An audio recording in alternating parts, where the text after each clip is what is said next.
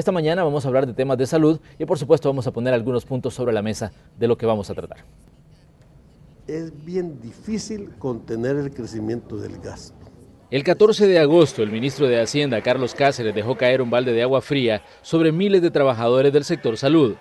El funcionario dijo que el pago del escalafón para los trabajadores no estaba incluido en el presupuesto 2017 y que lo dejaba a opción de las autoridades de salud. Lo que el ministro básicamente expresó fue que le puso un techo al área de salud y que sería el ministerio el que definiría si incluir o no ese incentivo.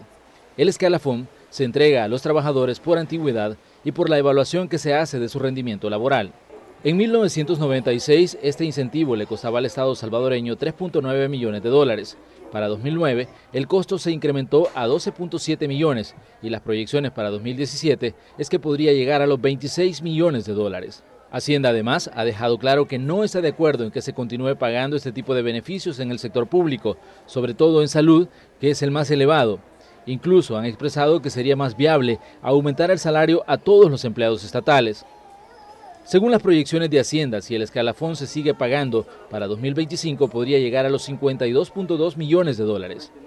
Incluso el Fondo Monetario Internacional ha dicho que se debería eliminar este tipo de beneficios y reducir las remuneraciones en general que tienen ahogadas a las finanzas estatales. En 2008, según cifras oficiales, el Estado pagaba en remuneraciones 1.528 millones de dólares y en 2015 esa cifra subió a 2.324.4 millones de dólares. Los trabajadores de salud ya expresaron que no se quedarán de brazos cruzados al ver que su escalafón pende de un hilo. Las organizaciones ya comenzaron a ejercer presión. No es justo, señora, y de ribete nos quiere quitar el escalafón.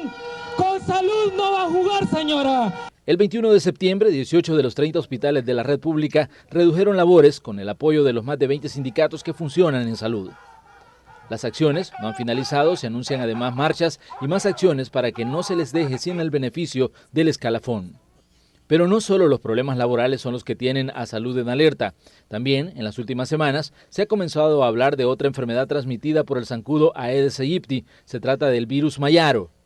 Esta enfermedad tiene síntomas similares al dengue y la chikungunya. Un caso detectado en Haití ha llevado a la Organización Mundial de la Salud a emitir recomendaciones. Por ahora, Puerto Rico y República Dominicana ya se pusieron en acción. Aquí en El Salvador se ha hablado de la enfermedad, pero es de reconocer que no hay ningún caso. Esta mañana, en la entrevista de Hechos AM, vamos a hablar sobre la situación laboral en salud y también datos que usted debe conocer sobre el virus mayaro.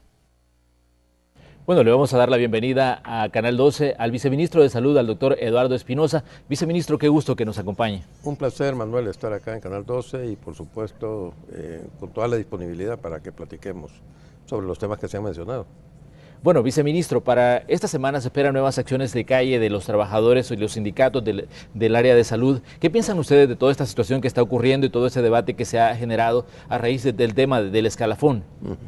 Bueno, hay mucha tela que cortar, digamos, en relación con el tema del escalafón y en particular con los fondos disponibles, ¿verdad? Que es el quid del asunto en toda esta cuestión. Ciertamente el escalafón es una ley, como bastantes veces se ha expresado ya en diferentes foros, ¿verdad? Pero existe también una crisis fiscal, ¿verdad? Que es obvio, ¿verdad? Ha sido generada a través de diferentes mecanismos que han sido declarados inconstitucionales por la Sala de lo Constitucional de la Corte Suprema de Justicia, que ha bloqueado sistemáticamente las posibilidades del gobierno de hacer llegar fondos a las arcas del Estado. Eso ha generado, digamos, una disponibilidad reducida en el erario público para poder financiar todo el gasto que supone todos los estamentos del Estado. Eso incluye salud y particularmente la presión que sobre el gasto en salud genera el escalafón, ¿verdad? El escalafón tiene en estos momentos un incremento que es de 26 millones de dólares. Aquí creo yo que es importante aclarar un punto, porque yo veía en algunos de los noticieros de la noche de ayer algunas expresiones de algunos dirigentes sindicales que decían que era falso, que no se necesitaban 26 millones de dólares, sino que solamente 4 millones de dólares. Aquí hay un error de cálculo, probablemente basado en el desconocimiento incluso de lo que significa la prestación de la ley escalafonaria, ¿verdad? Derivada del hecho de que el escalafón año con año genera un incremento en el salario de los trabajadores que es de un 8% sobre el salario que devengaban el año anterior.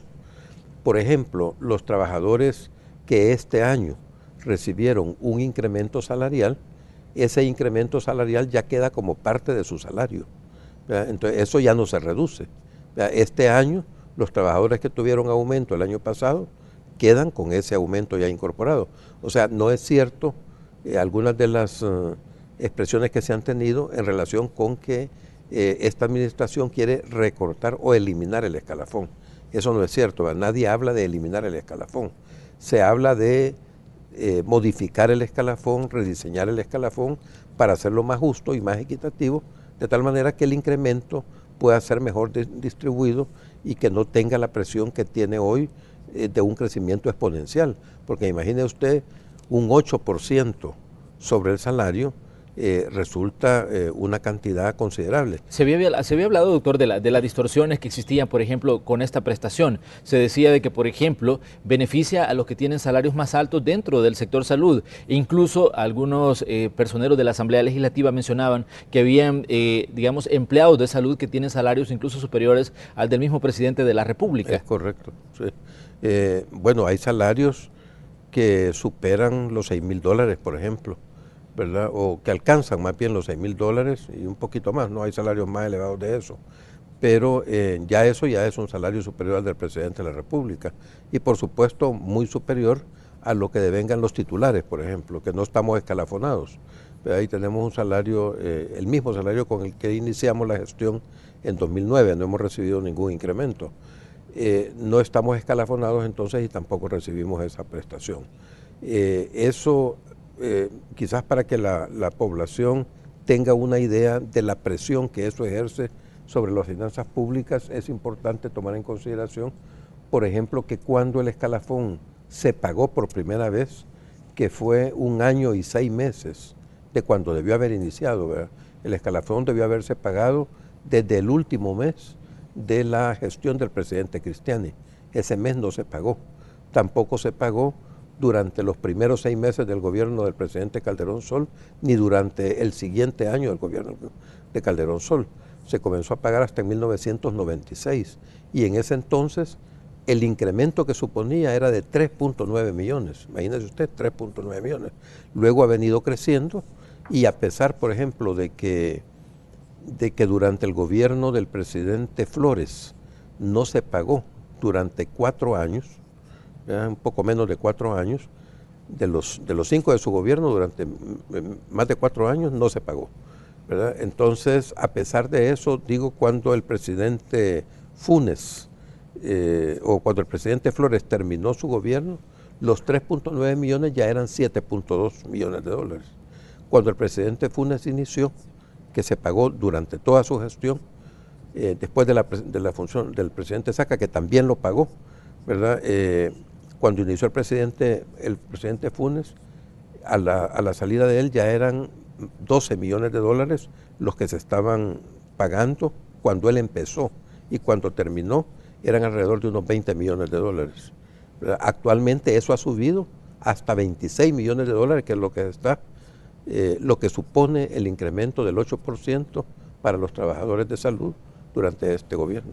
Bueno, uno de los argumentos del sector trabajador del área de salud, ellos dicen, el escalafón es el único incentivo que tenemos porque a nosotros no se nos paga horas extras ni se nos paga ningún tipo de bonos, contrario a lo que ocurre, por ejemplo, en otros órganos del Estado. Pero, ¿qué le dicen, por ejemplo, a todas las enfermeras, a todo el personal de salud, que son pues los que ven también en el incentivo, en el escalafón que les pagan cada año? Sí, vaya, mire, como le digo, el escalafón, la manera en que está diseñado, lo hace injusto e inequitativo, ¿verdad? Por ejemplo, nosotros tenemos aproximadamente un 60% del personal que gana de $1,000 mensuales para abajo, ¿verdad? Y aproximadamente un 81% del personal que gana de $1,500 para abajo. 81% de la fuerza laboral en salud gana de $1,500 para abajo, y eso consume alrededor de la mitad del escalafón. O sea que la otra mitad, ¿verdad?, se reparte entre las personas que tienen los más altos salarios. Además, el escalafón no tiene tope. Imagínese usted una persona que ha llegado a ganar $3,000, por ejemplo, recibe un incremento del 8%, es decir, un incremento de $240 mensuales en el siguiente año. Entonces, el siguiente año ya gana 3.240, pero el siguiente año ya no se le calcula el costo del escalafón sobre la base de los $3,000, sino que sobre la base de los $3.240 que está ganando. Entonces ya es mucho más el incremento. Entonces eso hace una cuestión al infinito porque además no tiene techo, ¿verdad? Como no hay techo, siguen y siguen ganando independientemente del rango salarial que tiene la plaza, ¿verdad? Entonces todas esas particularidades es lo que lo hacen inequitativo y generador de inequidades, porque las personas que tienen estos otros salarios no reciben un incremento que es equiparable, ¿verdad?, lo que están recibiendo los estamentos más altos dentro de la escala salarial. Entonces, todas estas cuestiones es importante discutirlas y hacerlas, digamos, más equitativas, de manera tal que toda la población laboral dentro de salud pueda recibir una prestación más equitativa. Eso es importante. Imagínese usted que, por ejemplo, el escalafón que recibe educación asigna aproximadamente entre un 5 y un 6% de incremento cada 4 años. Sí. Entonces es una cuestión, cuesta... Es ahí donde están las distorsiones en el área pública, ¿no? Claro, fíjese que tiene mucho más personal que nosotros y el escalafón cuesta muchísimo menos que el de salud. Entonces, eso, digamos, para tener un punto de comparación, ¿verdad?, sobre lo que significa, ¿verdad? Entonces, es obvio, por ejemplo, en periodos como este, por ejemplo, durante el periodo del presidente Flores, el presidente Flores, no se pagó durante 3 años, poniendo como excusa una emergencia a raíz de los terremotos del 2001. Entonces no pagaron 2001, 2002, 2003, 2004. Atribuible a esa emergencia. Ahora bien, doctor, hay un punto que me llama la atención y eran las declaraciones, por ejemplo, del ministro de Hacienda, Carlos Cáceres, que decía que quedaba a criterio de las autoridades del Ministerio de Salud definir qué hacían con el tema del escalafón. Decía, nosotros les vamos a poner un techo a ellos del presupuesto del que pueden disponer y ya queda a discreción de ellos ver qué es lo que hacen con el tema del escalafón. Incluso el tema ya no es extraño en la Asamblea Legislativa, donde se emite un recomendable para que sean pues las autoridades de salud y sea también Hacienda los que tomen, decía, decisiones en cuanto a lo que va a pasar con esta prestación. Estamos ya a pocos días de que se presente el presupuesto general de la Nación 2017 y bueno, y tal vez seguramente todos los empleados de salud están esperando la respuesta de ustedes como autoridades del Ministerio de Salud. Sí, bueno, vea, el presupuesto de salud, tal cual sucede en otras partes del mundo, necesita un incremento presupuestario al menos proporcional o equivalente al crecimiento anual de la población. La población se incrementa todos los años. ¿Verdad? Acá en el país nacen 120,000 niños aproximadamente cada año. ¿Verdad? Eso incrementa la población en un margen, ¿verdad?, y eso va generando un crecimiento poblacional. Si el presupuesto de salud no se incrementa proporcionalmente a las necesidades que genera ese incremento de la población, el sistema en su conjunto deteriora su prestación de servicios. ¿Por qué razón? Porque tiene usted más población y eso significa, si usted no incrementa el personal, por ejemplo, un incremento del número de consultas por médico o un incremento del número de cirugías por quirófano, ¿verdad?, o un incremento de demanda de camas hospitalarias por cada establecimiento hospitalario. Entonces, eso es, y por eso había caído el sistema de salud en un deterioro tan profundo como el que tenía cuando lo recibimos en 2009. Durante 20 y más años, ¿verdad?, no había habido, sino que al contrario, se habían reducido las camas de hospital, los insumos, el equipamiento, el personal, ¿verdad? Entonces todo eso hubo que compensarlo para poder tener las prestaciones que hoy está recibiendo la población en términos de vacunación. Eso es lo que nos ha permitido, entre otras cosas, controlar las epidemias y una serie de factores. Bueno, entonces, cuando eso no sucede, tenemos ese deterioro del servicio. ¿Qué quiere decir eso?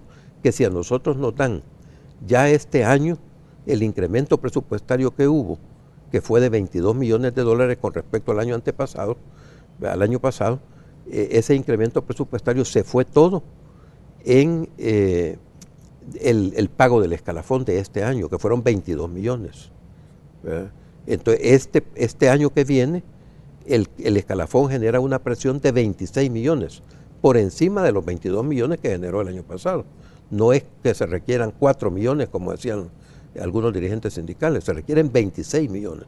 Entonces, si nos dan el mismo techo presupuestario que el año pasado, eso quiere decir que para poder pagar nosotros los 26 millones del escalafón, tenemos que obtener esos fondos o dejar de financiar algunos de los otros rubros presupuestarios que tenemos. ¿Y qué son esos rubros? Tenemos personal, pago de salarios, ¿verdad? Sacar de ahí los 26 millones supondría despedir una enorme cantidad de trabajadores que no vamos a hacerlo. No, el siguiente rubro, digamos, más fuerte es el de medicamentos y vacunas, pero no podemos dejar de comprar medicamentos ni podemos dejar de comprar vacunas sin que eso genere enfermedad y muerte en la población, ¿verdad? Insumos médicos tampoco podemos dejar de comprar. Los insumos médicos son guantes, todo el material desechable, clavos, placas, etcétera, que se ocupan en operaciones de ortopedia, no lo podemos hacer. Y el funcionamiento de los establecimientos tampoco lo podemos afectar. No podemos estar sin luz, sin agua, sin alimentos para los pacientes. ¿Qué quiere decir eso? Que esos 26 millones no pueden ser incluidos sin afectar gravemente rubros presupuestarios estratégicos dentro de salud.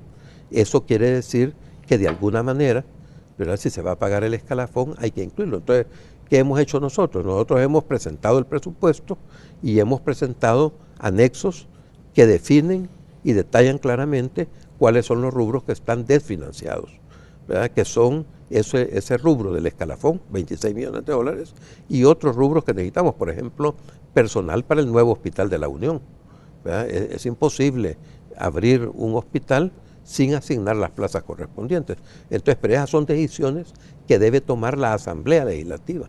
No le compete a Salud. Salud presenta un presupuesto de acuerdo al techo asignado por Hacienda y ahí hemos detallado estos rubros, ¿verdad? Pero además hemos detallado esos anexos, ¿verdad?, que han sido elaborados, digamos, bajo la conducción de la señora ministra, en los que se detallan esos rubros que no tienen financiamiento hoy por hoy. Como están las cosas, doctor, básicamente lo que usted nos está diciendo es que no puede pagar Salud en este momento el escalafón a los trabajadores. Sí, exactamente, a menos que, ¿verdad?, a menos que la Asamblea Legislativa apruebe estos mecanismos de recaudación del Estado o estos mecanismos que el Estado, el gobierno, ha propuesto para generar solvencia económica que le permita pagar obligaciones. ¿Verdad? Nosotros tenemos, por ejemplo, deudas con proveedores, al igual que lo tienen todas las carteras de Estado, que no se pueden pagar en estos momentos porque no hay solvencia fiscal. Eso ya está afectando a empresas, no solamente empresas medianas, empresas grandes también, que son militantes de muchos de ellos del partido oficial, ¿verdad?, y que ven ya los efectos de un empecinamiento en negarle esa posibilidad al Estado de que tenga una solvencia adecuada, ¿verdad?, y ya eso se refleja en el retardo en el pago de las obligaciones del Estado hacia estos proveedores. Entonces es una cuestión que es importante que los diputados lo tomen en cuenta, porque eso tiene repercusiones. Algunas de estas empresas pueden incluso quebrar, y eso va a suponer despidos y agravamiento de la crisis fiscal. Entonces, los diputados que se oponen a generar, ¿verdad?, digamos, una mayor solvencia estatal para poder pagar con estas obligaciones, deben de tomar esto muy en cuenta, ¿verdad?, al punto al que están conduciendo al país y al gobierno a través de la insolvencia, de generar esa insolvencia que es hasta cierto punto artificial. Hay 1.500 millones de dólares que se evaden del pago de impuestos anualmente, que no ha sido una cifra que se haya inventado el presidente o cualquiera de nosotros, ¿verdad? Fue calculada por la UCA, fue también revalidada e incluso incrementada en los cálculos que hizo la Comisión Económica para América Latina, la CEPAL, un organismo internacional de mucha credibilidad.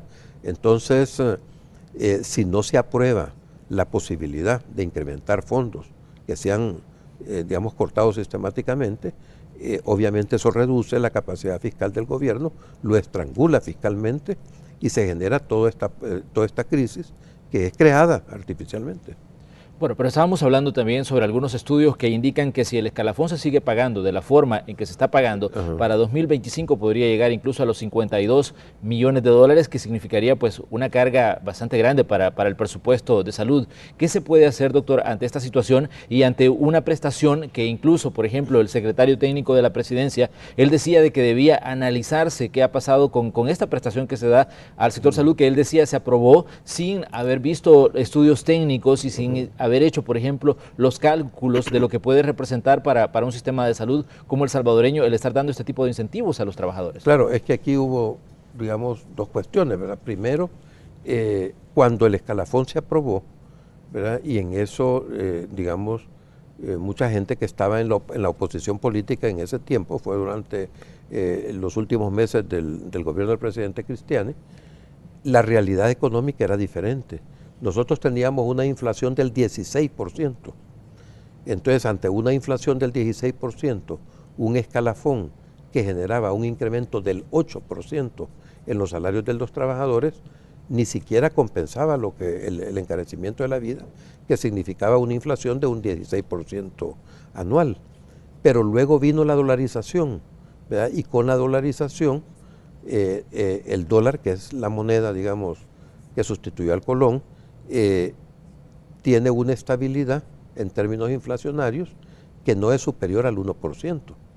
Sin embargo, el escalafón continuó pagando el 8% ante esta nueva realidad económica. No hubo un ajuste que hoy se refleja en un incremento exponencial, ¿verdad? Que no corresponde, digamos, con esa situación. Entonces, independientemente del color del gobierno que tengamos, ¿verdad? Ya o a futuro o algo, esto requiere un ajuste precisamente porque no es ningún modelo de gestión gubernamental es capaz de soportar una presión como esa, ¿verdad? ¿Qué supone esto? Decíamos, por ejemplo, le expresaba yo al inicio de la entrevista, que nosotros tenemos un 80 y pico % de la población laboral que gana menos de $1.500 diarios y solo consumen la mitad del escalafón, ¿verdad? Un poco más de la mitad del escalafón. Entonces, necesariamente, ¿verdad? Debe haber un ajuste en términos, por ejemplo, de establecer un techo laboral para que eso no crezca tan exponencialmente. Pero ¿a quién correspondería, por ejemplo, presentar los estudios y presentar las peticiones para que se hagan pues, las reformas a esta prestación? Nosotros, por ejemplo, a raíz de esta toma de conciencia que ha sido creciente dentro del sector laboral, dentro del sector sindical, al interior del Ministerio de Salud, al interior del Ministerio de Hacienda y todas estas otros sectores que de alguna manera son actores, digamos, que participan en toda esta cuestión, planteamos la necesidad de generar una mesa laboral que discuta y haga una propuesta de consenso con todo el sector laboral sobre los ajustes que necesariamente debe tener el escalafón de salud. Es una ley, como bien se ha dicho, ¿verdad? Y como ley que es, quien puede modificarlo es la Asamblea Legislativa. La Asamblea Legislativa puede también modificar la prestación para salvar, digamos, la coyuntura de este año, ¿verdad? Y luego, inmediatamente después, nosotros estableceríamos desde el sector salud esa mesa laboral, que ya ha sido expresado eso por la señora ministra, ¿verdad? Para posibilitar una amplia discusión sobre el tema y ver cuáles serían los ajustes, digamos, más objetivos de hacer en la modificación de la ley del escalafón para, como decíamos, hacerlo más justo, más equitativo y menos oneroso para el erario público. La ministra de Salud, bueno, ella estuvo con nosotros en semanas anteriores y hablaba precisamente de esta misma situación. Y ella decía de que, por ejemplo, por pagar la prestación a los trabajadores no se podría dejar sin medicamentos a algunos hospitales, ni se podría dejar de comprar insumos que son determinantes incluso para salvar la vida de algunos pacientes. Pero obviamente el sector trabajador dice, nosotros también tenemos necesidades y bueno, requerimos ese incentivo que nos corresponde por ley, porque definitivamente está plasmado en una ley. Y ellos dicen, estamos esperando pues una respuesta en este momento, y usted nos está diciendo básicamente que serían los diputados los que tendrían que hacer las correcciones y los ajustes para ver en qué medida se puede dar esta prestación. Ellos tienen la llave, ¿verdad? Ellos tienen la llave tanto para generar, digamos, solvencia fiscal al gobierno para poder cumplir con sus obligaciones, como para modificar la ley de presupuesto, o a través de la ley de presupuesto, asignar una cantidad razonable para el pago del escalafón, ¿verdad? Esa llave está en manos de los diputados en estos momentos, ¿verdad? Es ahí donde se van a dar los debates, ¿verdad? Y me parece que por eso que tampoco es justo, ¿verdad?, que cualquier propuesta que se inicie desde el sector laboral para reivindicar un derecho que ha sido ganado, no puede afectar la salud de la población. No es cerrando los hospitales o impidiendo el acceso de la población a los establecimientos de salud la manera en la cual se puede obtener, ¿verdad?, una prestación de esta naturaleza. Es precisamente debatiendo con las diferentes digamos, fracciones parlamentarias, ¿verdad?, donde está la clave de este asunto, ¿verdad?, para que en una resolución que obviamente involucra a toda la Asamblea, como es la aprobación del presupuesto, eso se refleje en un escalafón que digamos, en el marco de la crisis que se vive, confiera una cantidad razonable para el pago del escalafón.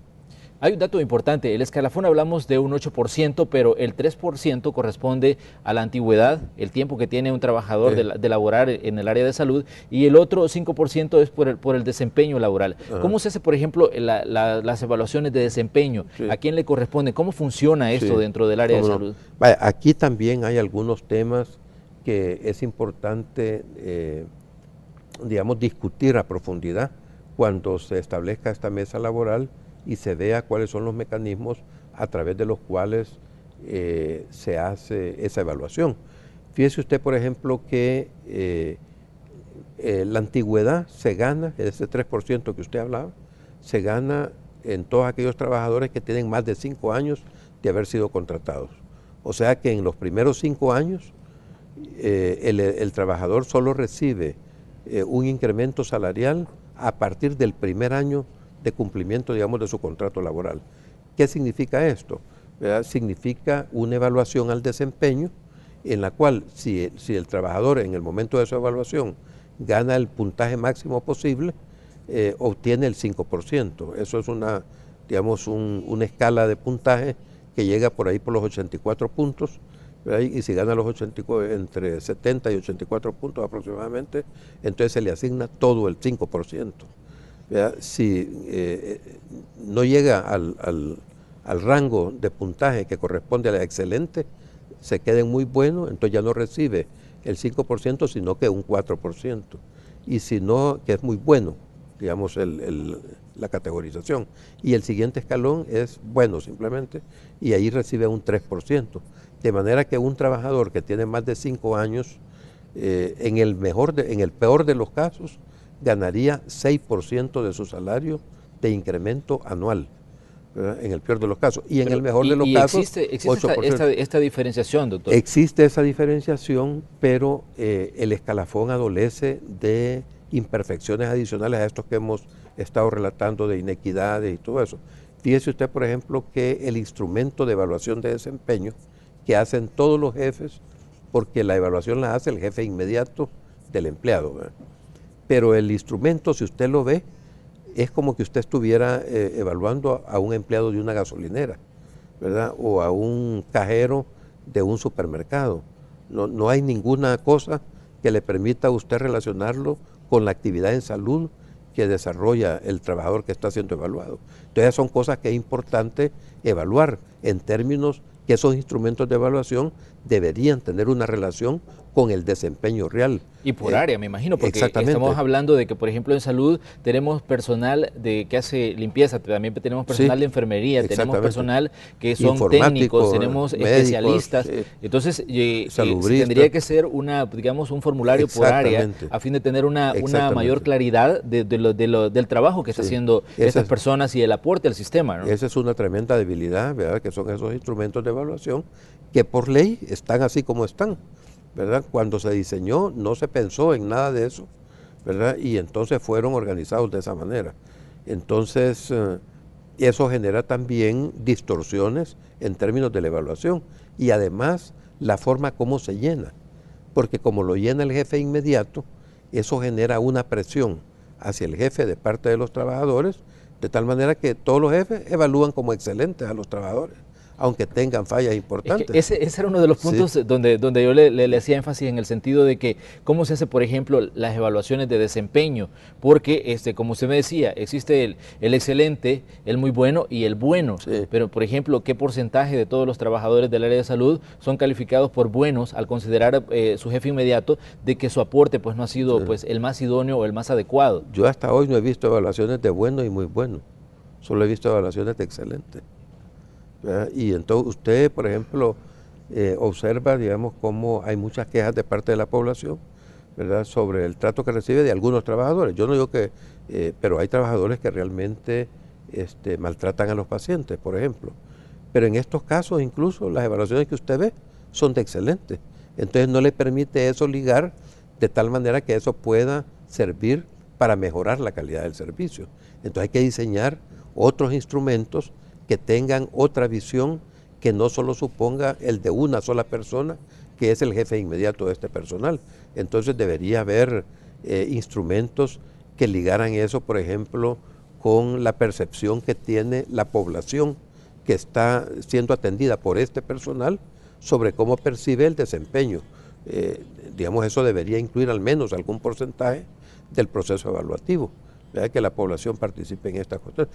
Mire, hay diferentes modalidades que podrían incluirse, de tal modo que la evaluación al desempeño sea una real evaluación al desempeño y no una cuestión mecánica de poner la casilla donde dice excelente para todo el proceso evaluatorio, ¿verdad?, y eso sea el instrumento que Y esto, doctor, bueno, en salud hay una cantidad importante de organizaciones de trabajadores. Claro. Esto ustedes ya se los han planteado a ellos, en el sentido de que es necesario, por ejemplo, reestructurar la forma en que se hacen las evaluaciones para el pago del escalafón, y que es necesario, por ejemplo, corregir las distorsiones de las que hemos venido hablando, que en cierta medida, por ejemplo, ese 8% beneficia más a los que tienen salarios más altos y menos a los que ganan pues un poco menos en la escala laboral y en la escala salarial del área de salud. Sí, vaya, mire.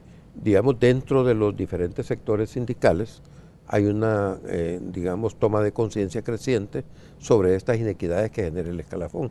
Ellos mismos se dan cuenta de que con este crecimiento exponencial que tiene el escalafón, puede llegar un momento en que simplemente la Asamblea se vea obligada a eliminar la ley del escalafón por infinanciable, ¿verdad? Entonces nadie quiere llegar a ese punto, pero para no llegar a ese punto y para que el escalafón realmente se convierta en un instrumento de justicia salarial, ¿verdad?, para con los trabajadores, es necesario hacer esos ajustes, ¿verdad?, es necesario ponerle un techo, ¿verdad?, es necesario retomar los porcentajes de aplicación, es necesario revisar los instrumentos de evaluación de desempeño. Todas esas cosas supondrían un debate amplio y profundo con el sector laboral, ¿verdad?, con médicos, con enfermeras, con trabajadores, con promotores, etcétera, ¿verdad?, en todas las representaciones que hay, para discutir estas cosas y poder hacer y presentar ante la Asamblea Legislativa una propuesta de consenso del sector salud que sea más justa y equitativa. A mí me llamaba la atención, por ejemplo, cuando hablábamos con la doctora Violeta Mengíbar y en algunas intervenciones que había tenido ante los periodistas, porque como este ha sido un tema que ha estado, digamos, sobre la mesa de discusión en las últimas semanas, en diferentes momentos que ha aparecido en actividades propias del ministerio, se le ha cuestionado y se le ha preguntado que qué está pasando con el tema del escalafón. Ella decía en una intervención que era necesario, por ejemplo, hacer una reestructuración a fin de que se pague, por ejemplo, a personas que tienen salarios abajo de $1.500. Me imagino que este es un punto importante que ustedes llevan y que se lo plantearon o se lo van a plantear a las organizaciones de trabajadores del sector salud. Sí, incluso algunos sectores laborales han elaborado sus propias propuestas en relación con esto, ¿verdad? Pero como digo, digamos, en un momento coyuntural como este, ¿verdad?, donde ya hay una presión por una toma urgente de una decisión sobre qué va a pasar con el escalafón en el próximo año, entonces una cuestión que la Asamblea tiene que buscar una salida inmediata, pero un debate profundo, ¿verdad?, detenido a cabalidad, como se requiere de la discusión sobre las cosas que habría que modificar en la ley del escalafón, debe darse un tiempo suficiente para eso. Probablemente, imagino yo, que debería consumir, digamos, mesas de diálogo y demás, por aproximadamente el primer trimestre al menos del próximo año, ¿verdad? A partir de cuando se organice esta mesa que ha planteado la señora ministra. Hay que hacer la convocatoria, hay que organizar los temas, es decir, hay que diseñar cómo funcionaría esta mesa, cuál es el producto que se espera y presentar esa propuesta a la brevedad posible para evitar nuevamente, cuando ya se presente el presupuesto, no estar nuevamente en todo este lío, ¿verdad? Y viendo y sometiendo a toda esta vaivén, ¿verdad? Que no se sabe, pues, ¿verdad?, si existe la disponibilidad o no.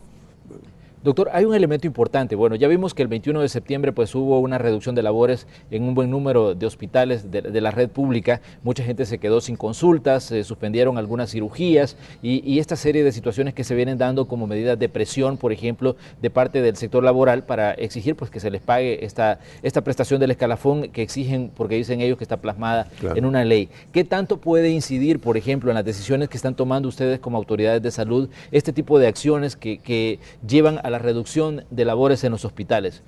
Bueno, mire, eso es lo que hablábamos al principio, ¿verdad? Y es lo que yo planteaba, y en eso estamos de acuerdo todos, en términos de que la población no debe pagar las consecuencias de esto que está sucediendo, ¿verdad?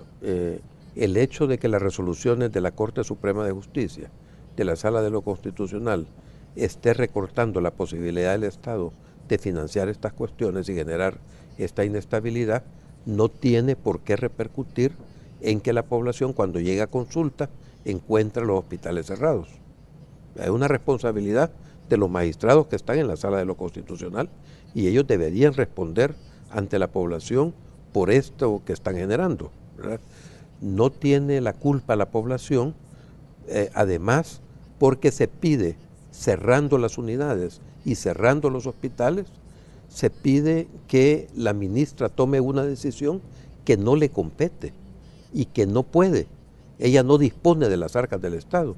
Ella responde a una cuota que se asigna para el presupuesto del Estado. Se hacen las gestiones y todas para incrementar el presupuesto, pero es en la Asamblea Legislativa donde se define eso. Y es también la Asamblea Legislativa la que genera y puede decidir sobre la distribución del presupuesto estatal, ¿verdad?, y sobre si va a asignar o no una cantidad para el pago del escalafón. Pero ¿por qué tienen que pagar eso los niños en el Hospital Blum, ¿verdad?, que dejaron de ser operados por el cierre de las instalaciones hospitalarias? 24 cirugías de alta complejidad no se realizaron. Habían cirugías, por ejemplo, donde se requería máquinas de circulación extracorpórea, cirujanos de una alta especificidad para hacer operaciones de corazón abierto, enfermeras también con un alto nivel de capacitación técnica para la asistencia y el manejo de estas operaciones. Entonces, ¿qué culpa tienen los niños? ¿Qué es más vulnerable que un niño? Sobre todo un niño que tiene malformaciones cardíacas que pueden corregirse rápidamente y que se impide eso y se somete su vida a digamos, a un riesgo que no tiene ningún sentido, porque esa presión de por sí no va a generar el pago del escalafón. Se hace la presión donde no se debe. Entonces, ¿qué sucede entonces? Que salud tiene servicios que son estratégicos y de los cuales depende la vida y la salud de la población. Estos servicios están muy claros en la Constitución, en el Código de Salud, en la Ley de Deberes y Derechos de los Pacientes, que los trabajadores de salud no pueden abandonar los servicios porque son servicios estratégicos, no pueden poner en riesgo la vida y la salud de las personas, ¿verdad? Eso no quiere decir que ellos no puedan reivindicar sus derechos, pueden hacerlo, pero no pueden abandonar. Hay recursos, por ejemplo, que en salud se clasifican como recursos únicos.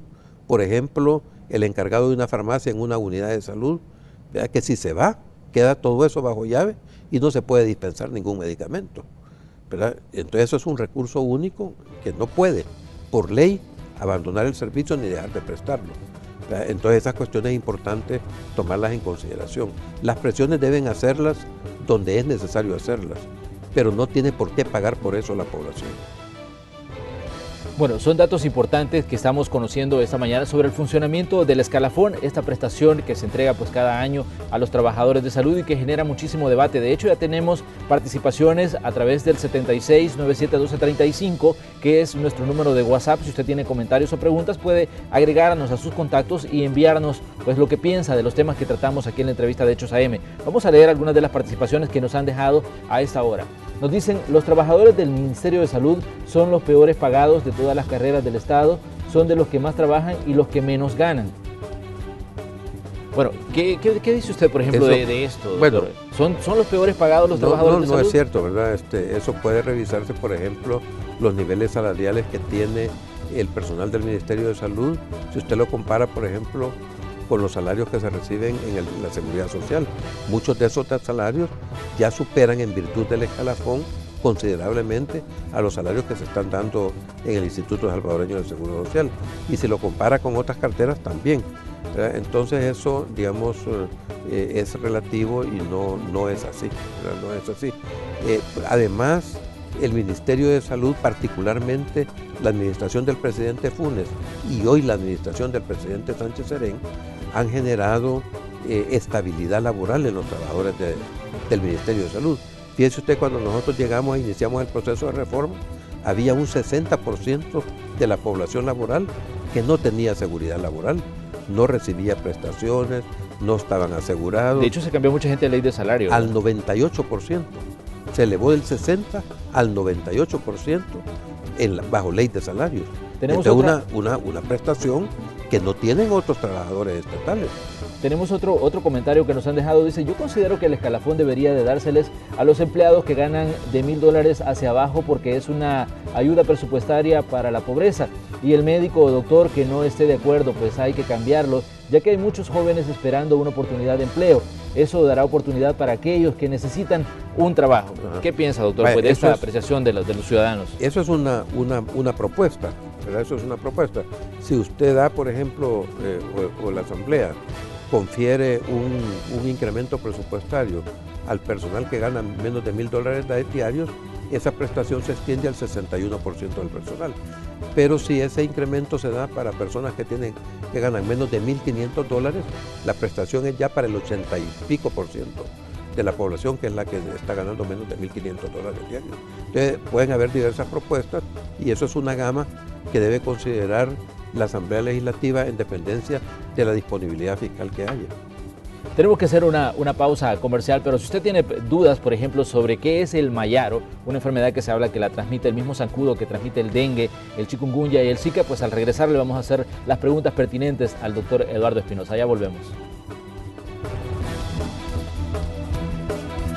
Bueno, esta mañana tenemos con nosotros al doctor Eduardo Espinosa. Él es el viceministro de Salud y estamos hablando sobre la situación que se ha dado con el tema del escalafón, pero también tenemos otras preguntas sobre, por ejemplo, esta enfermedad que se conoce como virus del mayaro, que se relaciona también con el zancudo Aedes aegypti, el mismo que transmite el dengue. Doctor, ¿cuáles son los datos que tienen ustedes sobre este virus que se dice que también ya está afectando a algunos países muy cercanos de aquí de la región, sobre todo en el Caribe, ¿no? Sí. Mire, quizás es importante un tanto tranquilizar a la población sobre el peligro real que representa este virus. Primero, es importante hacer notar que la última alerta epidemiológica que se lanzó sobre este virus data de 2010. Esa fue una alerta generada desde la Organización Panamericana de la Salud, que es la que genera las alertas epidemiológicas para el continente, ¿verdad? Y fue sobre la base de un brote de esta enfermedad que se generó en Venezuela, ¿verdad? Y que tuvo aproximadamente unos 70 casos. De hecho, es importante tomar esto en consideración, porque la mayor parte de los brotes que se han tenido de esta enfermedad han sido en las periferias de la selva amazónica, sobre todo en Brasil, ¿verdad? La enfermedad se mantiene confinada en los bosques húmedos tropicales, como la Amazonia, o como algunos bosques de algunas islas del Caribe, como es el caso de Haití, ¿verdad? Entonces, que no lo transmite el Aedes aegypti. Ese es un dato importante, sí, doctor. No lo transmite el Aedes aegypti. En laboratorios, ¿verdad? Algunos investigadores han demostrado de que eventualmente podría hacerlo, pero es bastante difícil. Ellos, digamos, lograron hacer que sobreviviera el virus al interior de la Aedes, en experimentos confinados al laboratorio, pero realmente en ninguno de los brotes que ha habido en todo el continente se ha demostrado la presencia del virus al interior del mosquito Aedes aegypti. De hecho, el caso que ha generado la alarma actual, ¿verdad? Es un caso que se dio en Haití en enero del año pasado, es decir, casi tenemos 2 años de que se va. Lo que pasa es que fue publicado por el CDC hasta el mes pasado. Entonces fue entonces cuando se supo que había habido un caso en Haití en enero del año pasado. Entonces es un tanto distorsionado. Quizá, bueno, los datos que han surgido, sobre todo hoy que el Zika pues, ha puesto en alerta incluso a las autoridades de Estados Unidos, y que se ha hablado tanto del chikungunya y del dengue, y que surge esta enfermedad y pues se relaciona inmediatamente y se generan las alertas, y qué bueno que nos hace las aclaraciones, doctor. Claro. Sobre todo porque mucha gente está pensando, bueno, de que acaba de pasar el Zika y que ya podríamos estar expuestos a una enfermedad como esa. Y es de darle énfasis también al dato de que es un caso que se reportó en Haití ya hace tiempo, no es un caso reciente. Sí, fíjese que, por ejemplo, lo que se ha encontrado también es que la enfermedad es producida por un mosquito que es del género Haemococcus, no es del género Aedes, ¿verdad? Entonces, este mosquito vive en las selvas y pone sus huevos en las copas de los árboles, de árboles muy altos en la Amazonia. Y sus hospederos son generalmente monos, primates, ¿verdad? Entonces, los brotes que han habido han sido en exploradores de las selvas amazónicas o en algunos lugares, asentamientos, por ejemplo, de trabajadores que llegan a explotar minerales, a buscar oro, a buscar especies raras en la selva, y ahí adquieren la enfermedad por picadura de este insecto, de este mosquito, que es el Haemococcus. En estos lugares no hemos tenido nosotros casos. En Panamá han habido algunos casos aislados en su oportunidad, pero eso no ha tenido mayor trascendencia, ¿verdad? En Trinidad y Tobago hubo en 1950, ¿verdad? Pero aparte de eso no hemos tenido brotes. No es, el mosquito de Haemococcus no tiene hábitos urbanos, como tampoco el Aedes tiene hábitos selváticos. Entonces es muy raro que el Aedes pueda infectarse o que el Haemococcus pueda venir a las ciudades. Entonces, eso, digamos, aleja las posibilidades. Sin embargo, en cualquiera de los casos, las soluciones pasan por el control del vector, de tal manera que la mejor medida que podemos hacer nosotros para evitar el tener, un brote epidémico por virus mayaro acá, es mantener bajo control el vector. Entonces, nuevamente la recomendación a la población es el mantener, imposibilitada la posibilidad de que se tengan criaderos de zancudos al interior de nuestras casas. Bueno, hemos recordado que durante todo este año pues hemos estado pendientes de lo que ha estado ocurriendo con enfermedades como por ejemplo el Zika, esta enfermedad que sí es transmitida por el zancudo Aedes aegypti, al igual que el chikungunya. Hemos visto diferentes acciones del Ministerio de Salud a lo largo de los últimos meses, y me gustaría, doctor, que usted nos dijera cómo ha funcionado esto, qué tanto está siendo afectado El Salvador por Zika y por chikungunya, por ejemplo, que eso han sido las últimas enfermedades que los han tenido a ustedes pues en alerta. ¿Cómo no? Vaya, mire, nosotros estamos, muy orgullosos, muy contentos, muy satisfechos de los resultados que hemos tenido en términos del control de esta epidemia. En estos momentos, tanto el dengue como la fiebre chikungunya, como la fiebre por virus del Zika, está bajo total control en el país. A inicios de este año todavía teníamos alrededor de unos 1000 casos semanales de cada una de estas enfermedades. Actualmente tenemos menos de 13 casos semanales de cualquiera de ellos. El año pasado teníamos a estas alturas ya 6 muertes por dengue. Este año solo hemos tenido una, y esa una realmente murió la primera semana de enero de este año. Fue un caso que se enfermó y se agravó en diciembre, pero falleció en enero. Pero se contabiliza en este año. Entonces este año hemos, contabilizado una muerte contra 6 que para esta fecha ya teníamos el año pasado. Entonces El Salvador ha venido reduciendo su tasa de letalidad. El año pasado, por 5º año consecutivo, era ya el país con la más baja tasa de letalidad de todo el continente. Este año la letalidad se ha reducido casi prácticamente a cero, excepción hecha de ese caso que murió en enero. Entonces, eso demuestra la capacidad adquirida en el sistema. De hecho, tanto para tratar los casos graves como para controlar la transmisión de la enfermedad. De hecho, en las 2 semanas previas acabamos de recibir visitas de prácticamente contingentes de técnicos enviados por los ministerios de salud de toda el área centroamericana, que vienen a ver cómo es que hemos hecho nosotros para poder controlar las epidemias. De Costa Rica, de Nicaragua, de Honduras, de Guatemala, hemos recibido visitas, delegaciones de los ministerios de salud que han venido a ver cómo es que funciona nuestro sistema de vigilancia sanitaria, nuestro sistema de información, nuestro sistema de funcionamiento integrado con el Sistema Nacional de Protección Civil que moviliza a la población para el control de los vectores en escuelas, en instituciones, etc. Entonces eso nos tiene a la vanguardia en el continente, porque en todo el continente, en este periodo lluvioso, van al alza, ¿verdad? Van al alza todos los casos de dengue, chikungunya y zika, excepto en El Salvador.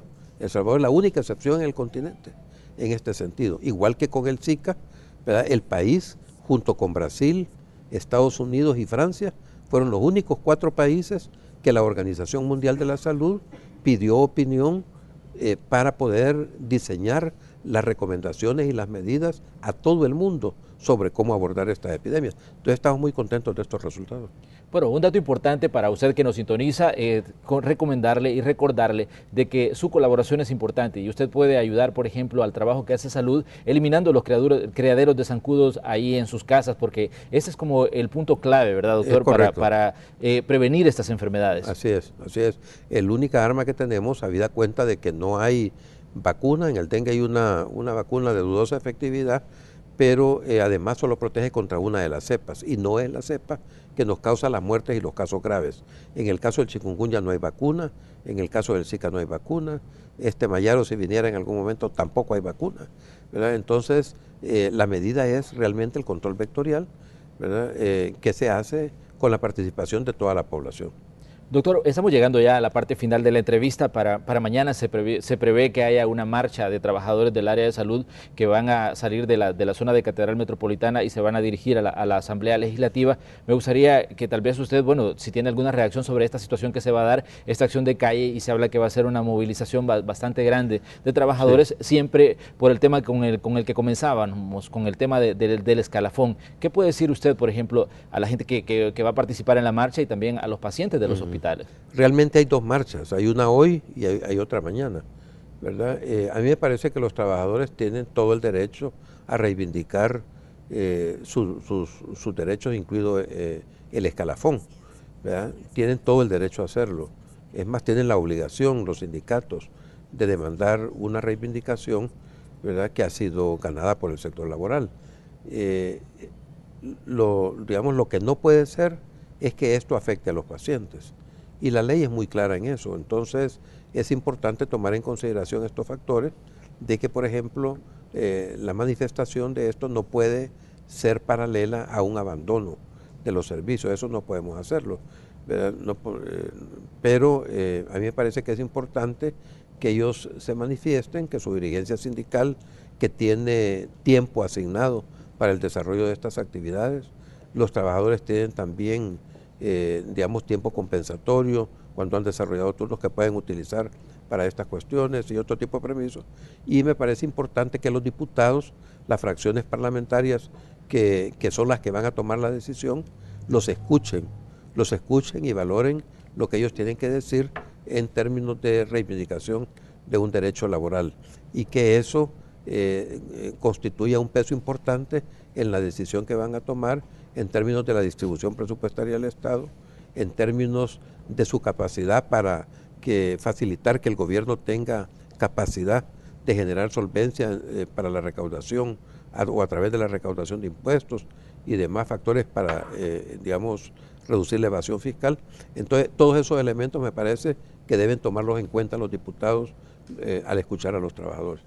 Bueno, estamos llegando ya al final del espacio de la entrevista. Queremos agradecer al doctor Eduardo Espinosa por haber venido a conversar con nosotros sobre todos estos temas que están ahí en el centro del debate en este momento. Bueno, gracias a usted, Manuel, gracias a Canal 12 por la oportunidad que nos da compartir con la población estas reflexiones, ¿verdad? Y bueno, recomendamos prudencia y que no vaya a haber afectación de los pacientes que no tienen nada que pagar por esto. Nosotros les recordamos que las opiniones más acertadas surgen del pleno conocimiento de los hechos y nosotros aquí en Canal 12 lo que hacemos pues es exponer ante ustedes esos hechos. Les invitamos a que continúen con nosotros porque ahí viene la segunda parte del noticiero.